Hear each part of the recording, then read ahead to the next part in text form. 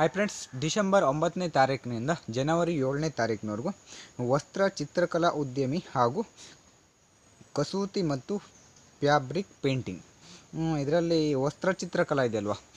ಈಗ ನೀವು ಎಲ್ಲರೂ ಕೂಡ ವಸ್ತ್ರವನ್ನು ಹೊಲಿತಾರಲ್ವ, ಅದು ಆವಾಗ ವಸ್ತ್ರಕ್ಕೆ ಚಿತ್ರವನ್ನು ಬಿಡಿಸ್ತಾರೆ. ಈಗ ಸೀರೆಯನ್ನು ಹೊಲಿಬೇಕಿದ್ರೆ ಅದಕ್ಕೆ ಡಿಸೈನ್ಸ್ಗಳನ್ನೆಲ್ಲ ಮಾಡ್ತಾರಲ್ವ, ಅದಕ್ಕೆ ನಿಮಗೆ ಟ್ರೈನಿಂಗನ್ನು ಕೊಡ್ತಾಯಿದ್ದಾರೆ.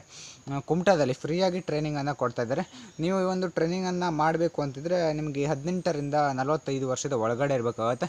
ಇದಿಷ್ಟು ಇದ್ದರೆ ನೀವು ಆ ಒಂದು ಟ್ರೈನಿಂಗನ್ನು ಪಡ್ಕೊಳ್ಬೋದು ಫ್ರೆಂಡ್ಸ್.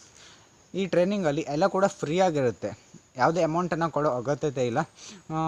ನೀವು ಊಟ ವಸತಿ ಎಲ್ಲ ಕೂಡ ಫ್ರೀಯಾಗಿರುತ್ತೆ. ನೀವು ಬೆಳಿಗ್ಗೆ ಮಧ್ಯಾಹ್ನ ಹಾಗೆ ರಾತ್ರಿ ಎಲ್ಲ ಕೂಡ ಊಟ ತಿಂಡಿ ಎಲ್ಲ ಕೊಡ್ತಾರೆ ಫ್ರೆಂಡ್ಸ್. ನೀವು ಫ್ರೀಯಾಗಿ ಹೋಗಿ ಫ್ರೀಯಾಗಿ ಬರ್ಬೋದು. ಈ ಒಂದು ತರಬೇತಿಯನ್ನು ಎಲ್ಲರೂ ಕೂಡ ಪಡ್ಕೊಳ್ಳಿ ಫ್ರೆಂಡ್ಸ್. ಯಾರೆಲ್ಲ ಎಜುಕೇಷನ್ನ ಮುಗಿಸಿ ಮನೇಲಿ ಇರ್ತೀರಲ್ವ, ಅವರೆಲ್ಲರೂ ಕೂಡ ಈ ಒಂದು ತರಬೇತಿಯನ್ನು ಪಡ್ಕೊಳ್ಳಿ.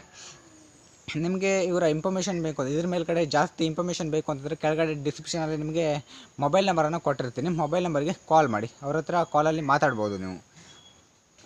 ಇಲ್ಲಿ ಕಸೂತಿ ಮತ್ತು ಫ್ಯಾಬ್ರಿಕ್ ಅಂತ ಪೇಂಟಿಂಗ್ ಅಂತ ಕೊಟ್ಟಿದ್ದಾರೆ. ಅದು ಯಾವ ಥರ ಅಂತ ನನಗೂ ಗೊತ್ತಿಲ್ಲ.